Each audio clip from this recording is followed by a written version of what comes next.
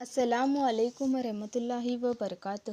امید کرتی ہوں سبھی خیریت سے ہوں گے۔ اسلام میں دلہا دلہن کو سجانے کا رسم۔ شادی کے موقع پر دلہن کو دولہے کو مہندی لگائی جاتی ہے، کنگن پہنایا جاتا ہے اور نکاح کے دن سہرا باندھا جاتا ہے اور زیورات سے سجایا جاتا ہے۔ لہٰذا یہ مسائل بیان کر دینا نہایت ہی ضروری ہے۔ عورتوں کو ہاتھ پاؤں میں مہندی لگانا جائز ہے، لیکن بلا ضرورت چھوٹی بچیوں کے ہاتھ پاؤں میں مہندی نہیں لگانا چاہیے۔ بڑی لڑکیوں کے ہاتھ پاؤں میں مہندی لگا سکتے ہیں۔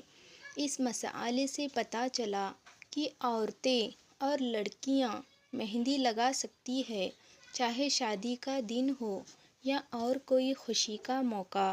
سرکار مدینہ صلی اللہ علیہ وسلم نے ارشاد فرمایا، عورتوں کو چاہیے کہ ہاتھ اور پاؤں پر مہندی لگائے تاکہ مردوں کے ہاتھ کی طرح ہاتھ نہ ہو، اور اگر کسی وجہ سے یا تو احتیاط میں کسی غیر مرد کو دیکھ جائے تو اسے پتہ نہ چلے کہ عورت کس رنگ کی ہے، یعنی گوری ہے یا کالی ہے، کیونکہ ہاتھوں کے رنگ کو دیکھ کر بھی انسان چہرے کا رنگ کا اندازہ لگا لیتا ہے۔ ایک حدیث میں ارشاد ہوا کہ زیادہ نہ ہو تو مہندی سے ناخن ہی رنگین رکھے۔ لہٰذا عورتوں کو مہندی لگانا بے شک جائز ہے، اور اسی طرح ہر قسم کے زیورات بھی جائز ہے۔ اگر دلہن کو مہندی لگانے، زیورات سے سجانے میں کوئی حرج نہیں ہے، لیکن مردوں کو یہ سب حرام ہے، چاہے دولہا ہی کیوں نہ ہو۔ ہاتھ پاؤں میں بلکہ صرف ناخن میں ہی مہندی لگانا مرد کے لیے حرام ہے۔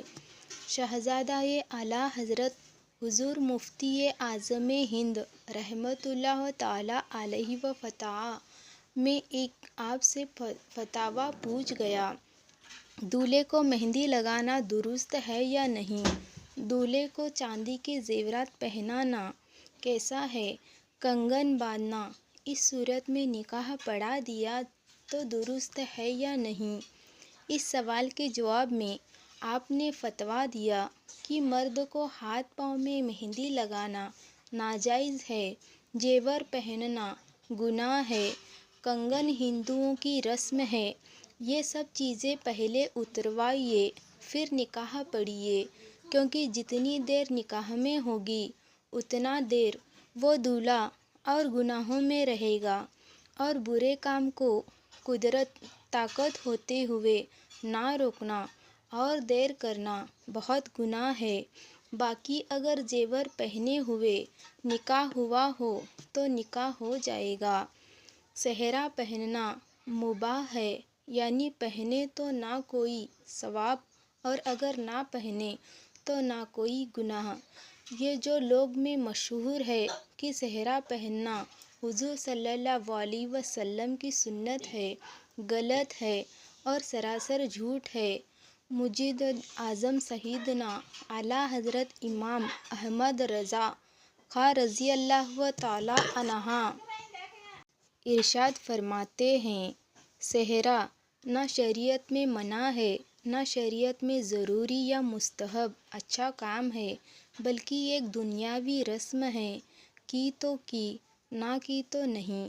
اس کے سوا جو کوئی اسے حرام، گناہ و بدعت و ضلالت بتائے وہ سخت جھوٹا، سراسر مکار ہے، اور جو اسے ضروری لازم اور ترک کو سہرا نہ پہننے کو برا جانے اور سہرا نہ پہننے والے کو مذاق اڑائے وہ نرا جاہل ہے۔ دولہے کا سہرا خالص اصلی پھولوں کا ہونا چاہیے۔ گلاب کے پھول ہو تو بہت بہتر ہے کہ گلاب کے پھول سرکار صلی اللہ علیہ وسلم کو بہت پسند تھے۔ سہرے میں چمک والی پنیاں نہ ہو کہ یہ زینت ہے، اور مرد کو زینت یعنی ایسا لباس جو چمکدار ہو اس کا استعمال حرام ہے۔ دلہن کے سہرے میں اگر یہ چمک والی پنیاں ہو تو کوئی حرج نہیں۔ اس طرح آج کل سہرے میں روپے نوٹ وغیرہ لگاتے ہیں، یہ فضول خرچے اور غرور تکبر کی نشانی ہے جو شریعت میں جائز نہیں۔ لہٰذا اگر سہرا پہننا ہی ہو تو صرف خوشبودار پھولوں کا ہو، ورنہ ایک گلاب کے پھول کا ہار بھی کافی ہے۔ دلہن کو جو عورتیں سجائیں انہیں چاہیے کہ وہ دلہن کو دعائیں دے۔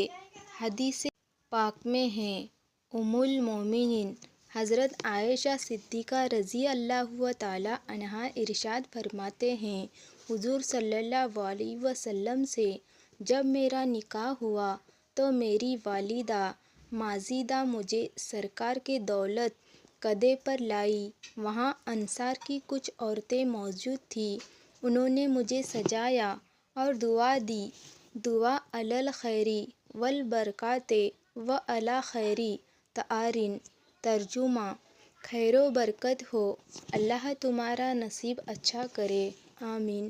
لہٰذا ہماری اسلامی بہنوں کو بھی چاہیے کہ جب بھی وہ کسی کی شادی کے موقع پر جائیں، دلہن سجاتے وقت یا پھر اس سے ملاقات کے وقت ان الفاظوں سے برکت کی دعا کریں۔ اس طرح دولہے کے دوستوں کو بھی چاہیے کہ وہ دولہے کو سجاتے یا سہرا باندھتے وقت یہی دعا دیں۔ بخاری شریف کی ایک دوسری روایت میں ہے کہ حضور صلی اللہ علیہ وسلم نے حضرت عبد الرحمن بن عوف رضی اللہ تعالی عنہ کی ان کی شادی پر اسی طرح برکت کی دعا ارشاد فرمائی تھی۔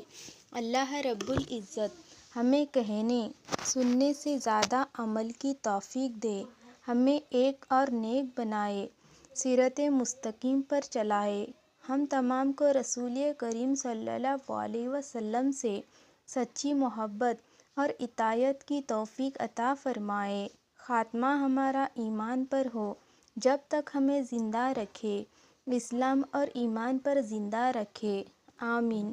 ان حدیثوں کو اپنے دوستوں اور جاننے والوں کو شیئر کریں تاکہ دوسروں کو بھی آپ کی ذات اور مال سے فائدہ ہو اور یہ آپ کے لیے صدقہ جاریہ بھی ہو جائے۔ کیا پتہ اللہ تعالیٰ کو ہماری یہ ادا پسند آ جائے اور جنت میں جانے والوں میں شمار کر دے۔ اللہ تعالیٰ ہمیں علم سکھانے اور دوسروں تک پہنچانے کی توفیق عطا فرمائے، آمین۔ اللہ حافظ۔